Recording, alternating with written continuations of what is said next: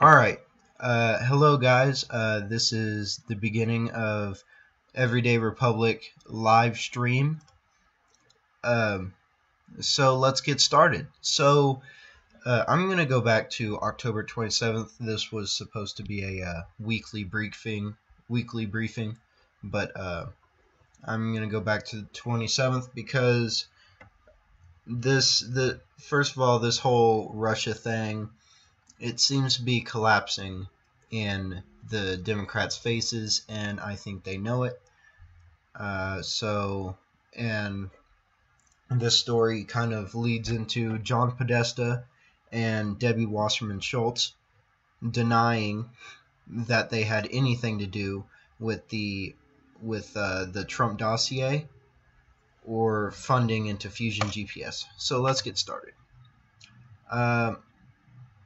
And of course, you're new. Well, obviously, you're new. This is our first one. But thank you so much for listening. Really appreciate it. So, all right. So, first thing we have Democrats' link to Fusion GPS looks increasingly criminal as investigation continues. Obviously, you can read all of this on our website, everydayrepublic.com, but I'm just going to give you the gist right here. So, first sentence. One of the key Democratic talking points over the last year has been the supposed ties between Trump and his associates with the Kremlin and other top Russian officials. What this means is over the last year they have been the left, the Never Trumpers, the liberals, and of course Hillary supporters. They talked about Russia, saying that there was no way that a candidate like Hillary Clinton, one that is the most qualified candidate since Thomas Jefferson for the presidency, could have lost without Donald Trump drawing in Russian help, help from the Kremlin and other Russian officials in Russia. Guys, the whole basis of the story is wrong. If there's no evidence for something, then you can't cry that there is something. That's like saying that's like saying there is racism where where there has been no racist comments, where there has not been any racial diversity or anything, or not diversity, but seclusion, where there has not been segregation. You can't cry racism. Just like this story, you can't cry Russia if there is no evidence. However, the investigation doesn't seem to be going as planned, as top Democratic officials may have identified as the producers of the controversial Trump dossier. The Trump dossier, if you guys aren't familiar with it, was a fake document drawn up by some people in the news media who were initially funded by the Trump dossier was initially funded by Fusion GPS, a political fundraising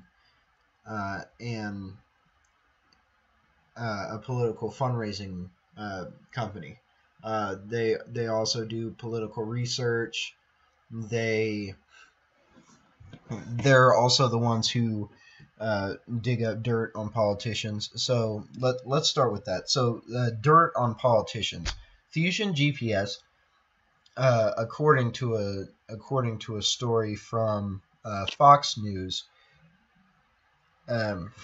began with Republican funding. It was probably somebody who wanted to find dirt on Donald Trump to bring up in a debate. Seeing that there was no dirt pick up. There was nothing on Donald Trump.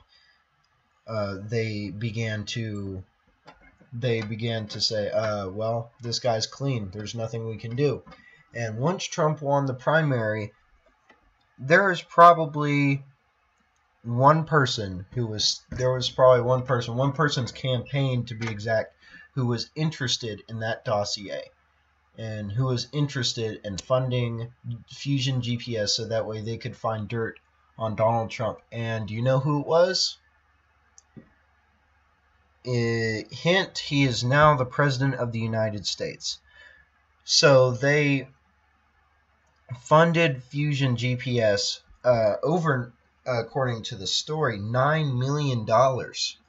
The DNC and Hillary Clinton's campaign funding Fusion GPS for this fake Trump dossier that quite possibly shifted some votes for Hillary Clinton. People knew about it before the election, although Democrats will say, well, no, it wasn't even released to the public yet, but we knew. And people did see it, and it probably swinged a lot of votes to Hillary Clinton's campaign.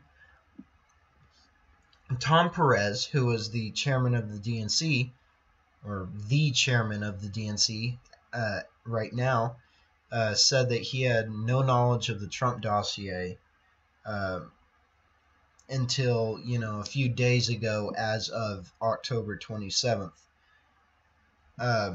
He did, however, explain to he was at Chicago University at the time. He explained how his predecessors could have set up the dossier with the help of Fusion GPS's research. He said, you hire lawyers, and we hire lawyers all the time who pay to do opposition research. Now they're like, well, now they're saying, in the light of all of this, they actually used Steele, last name, not sure what his first name is, but they used Steele, who was the head of the Russian desk at MI6, so British intelligence. So what does all this mean? So this means that the Russians did in fact collude with the Democrats and vice versa. Democrats colluded with the Russians. That's probably more accurate. The reason I say this is because it's true. The Democrats, when the Democrats collude with somebody who is associated with Russian officials and the Kremlin, that is, by their own definition, collusion. But on with the story. What's another chilling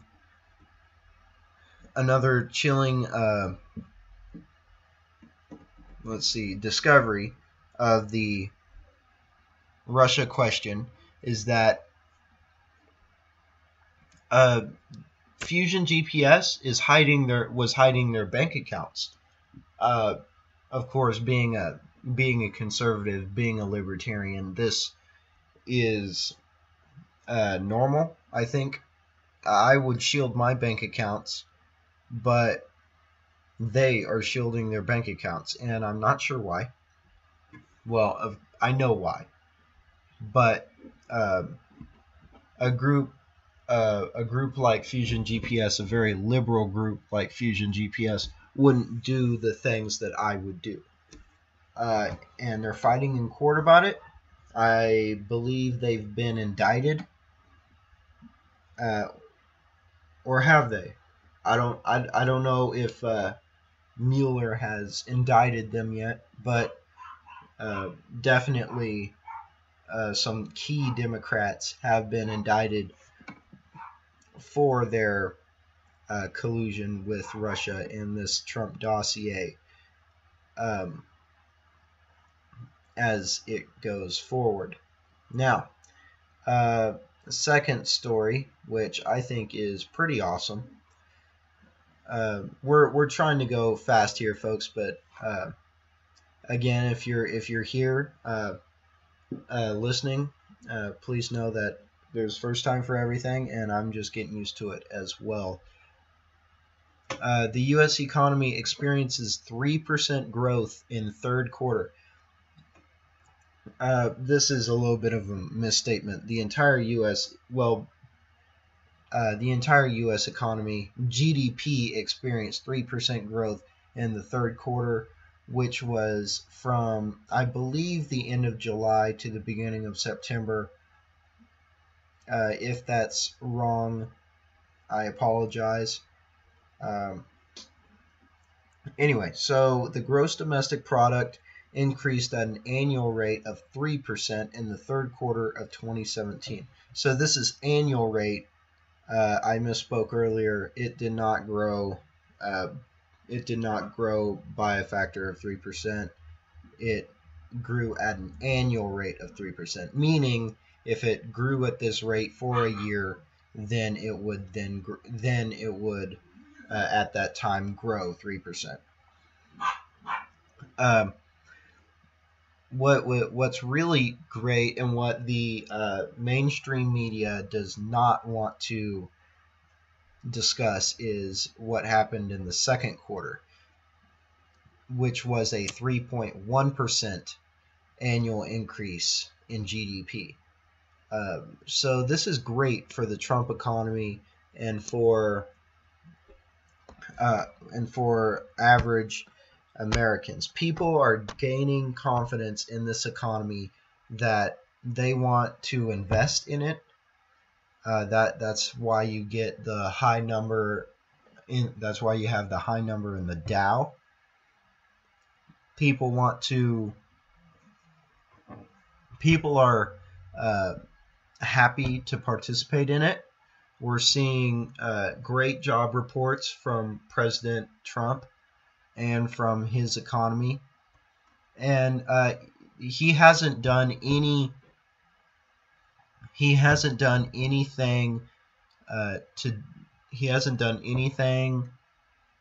to spur the economy in this way. He hasn't had tax cuts. He hasn't had any major economic laws put in place, or reduced restrictions. What he has had is strong rhetoric, and that's what the American people want, and that's what they're drawn to. One other thing is this 3% is pretty good. It probably would have grown more. The Commerce Department stated that the hurricane in Texas and Florida took some $121 billion in privately owned fixed assets and $10.4 billion in government-owned fixed assets. And the GDP seemed to overcome those massive losses. And that's good news. That's good news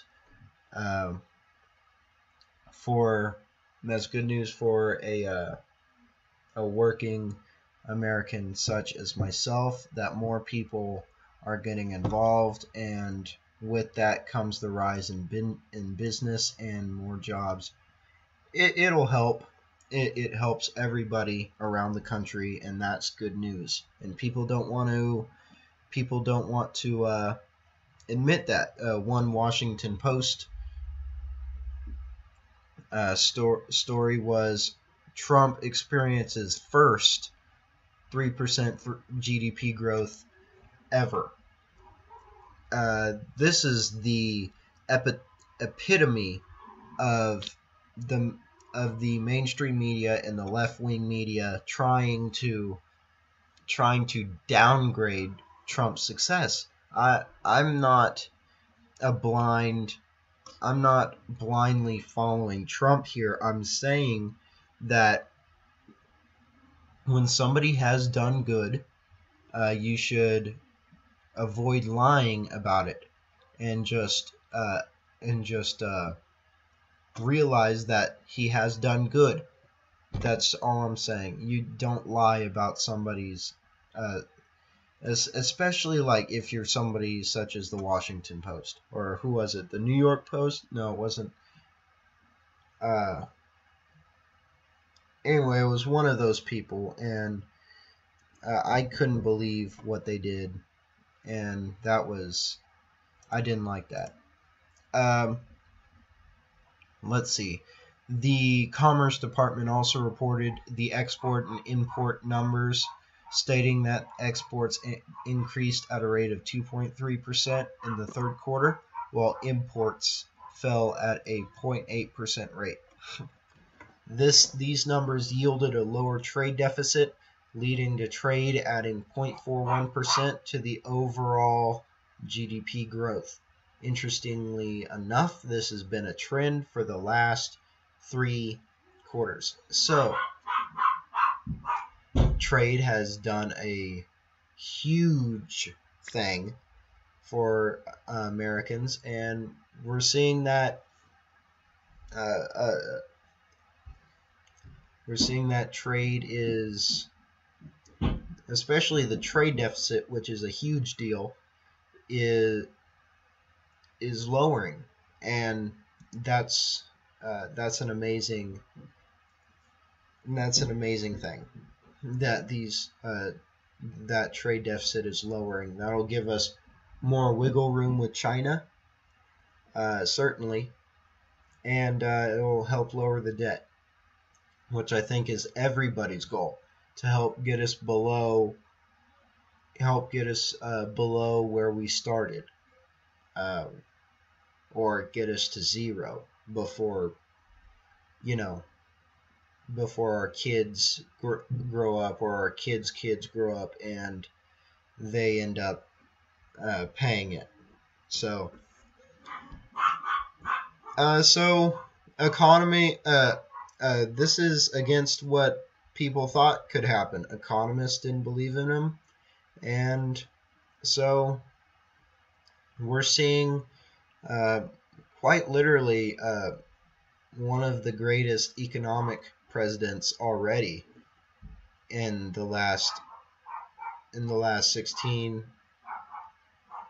maybe 20 years. So that's great. That's great what's happening.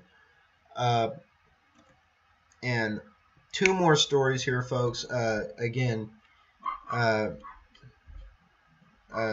if you want to check out these articles for yourself, read them yourself. They're on everydayrepublic.com. If you want to, if you like the talk show, go ahead and subscribe for more. Let's begin into this third story. So Tony Podesta resigns from Podesta Group amid Russia investigation. This story was pretty great to uncover. It was an amazing story. The reason it was so great was because you're finding these people who are getting out of it. They realize their time is up. They're getting out of this whole destroy Trump, hypocritical phase, and it is a phase for the left that they have before they finally come to their senses and get out of there, as so to speak. So what this story is about is Tony Podesta resigned from the Podesta Group on the October 31st, and I'm sorry, folks, that last story was released on October 31st as well. So Tony Podesta resigned from the Podesta Group, along with dozens other employees. of the lobbying firm. So what what does this mean for what does this mean that what is he saying when he resigned? He's at at best he is trying to get out of some potential trouble that they might be in. After all, the Uranium One deal that the Podesta group participated in, they ended up representing Russian interests in that deal, and now it's infamous, and more people are bringing it up and for controversy. And there's real crime, and there's real crime and real um, there's real turpitude by Hillary Clinton, and there's willingness to hurt us by them in that deal by giving Russia the ability to build nuclear weapons, 20% of our uranium, and that was a bad deal. That was a very bad deal. And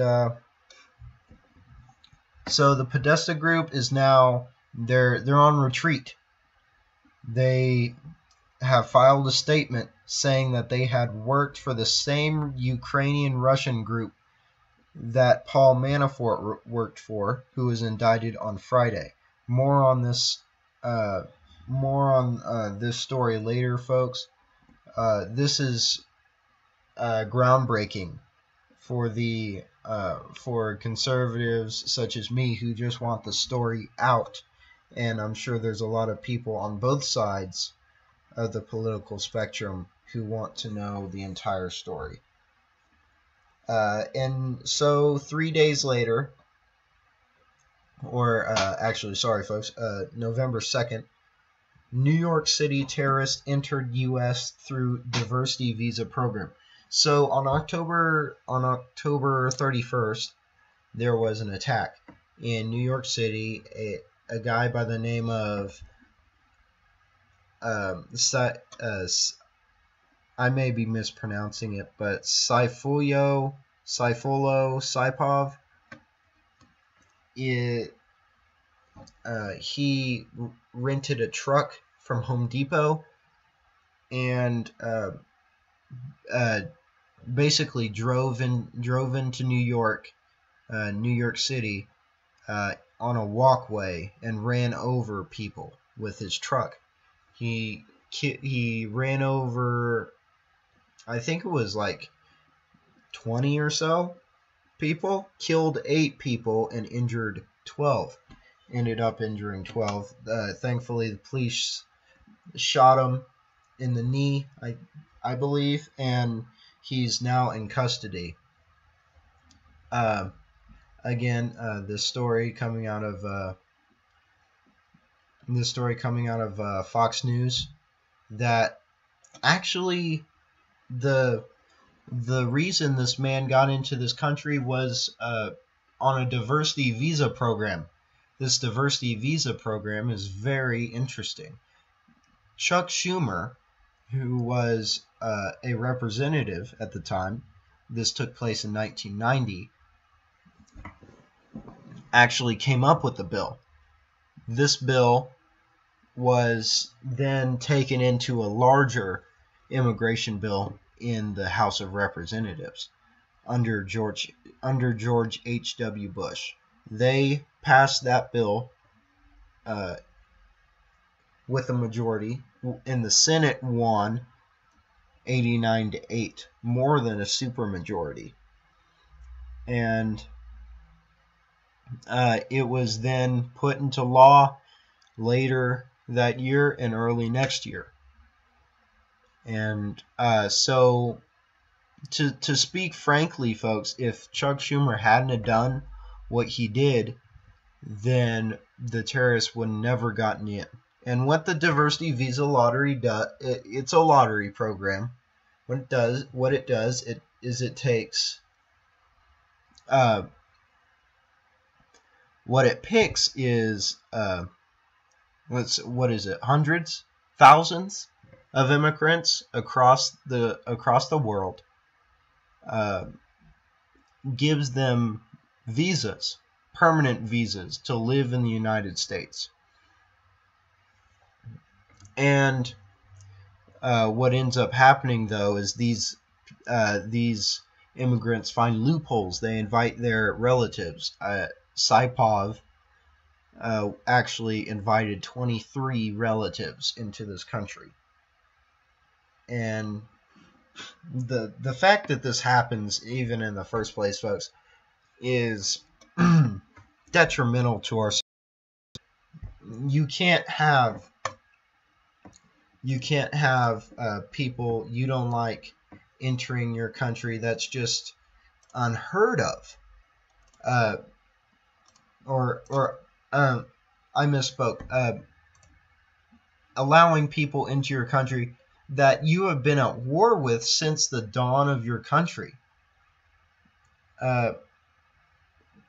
This is unheard of, that this would even happen. We've known for a long time that excuse me, we've known for a long time that ISIS hates us, and that a lot of the Middle East hates us. And here we are. We still let people in, and that's not good. That's not even smart. Also, this lottery program, the president said after the attack in New York City, he said, "I'm going to end it," and he's right. He is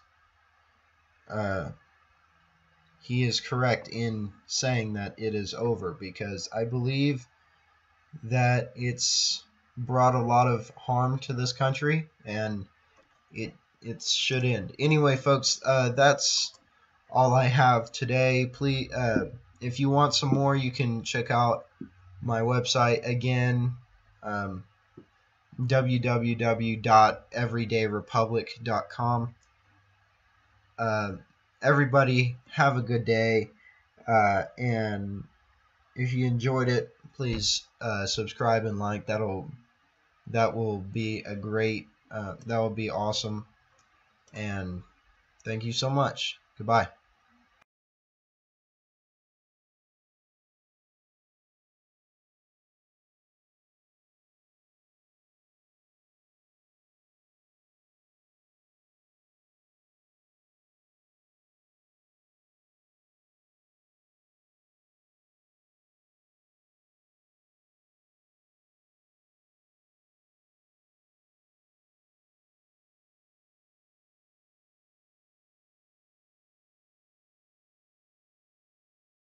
Seeing that there was no dirt to pick up, there was nothing on Donald Trump. They began to say, well, this guy's clean. There's nothing we can do. And once Trump won the primary, guys, this is the beginning. All right. Hello, guys. This is the beginning of Everyday Republic live stream. So let's get started. So I'm going to go back